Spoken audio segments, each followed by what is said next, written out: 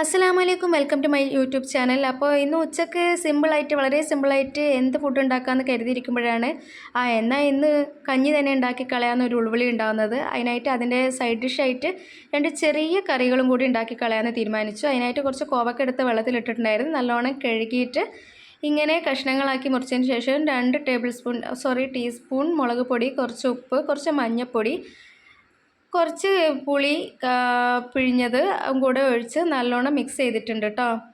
ഉപ്പൊക്കെ ചേർത്തിട്ട് മിക്സ് ചെയ്ത് കുറച്ച് നേരം മാറ്റി വെച്ചു. ഇനി ഇത് നമുക്കൊന്ന് ഫ്രൈ ചെയ്യണം. ഫ്രൈ ചെയ്യാന്ന് വെച്ചാൽ ഒന്നുമില്ല, ഒരു ചീനച്ചട്ടി അടുപ്പത്ത് വെച്ച് വെളിച്ചെണ്ണ ചൂടായി കഴിഞ്ഞാൽ ഇത് ഓരോന്നോരോന്നായിട്ട് നല്ലോണം ഫ്രൈ ചെയ്തെടുക്കുക. മൂടി വെച്ചിട്ടാണ് ഫ്രൈ ചെയ്യേണ്ടത് കേട്ടോ. നല്ലൊരു ടേസ്റ്റുള്ള റെസിപ്പിയാണിത്. എല്ലാവരും ഒന്ന് ട്രൈ ചെയ്ത് നോക്കണം കേട്ടോ.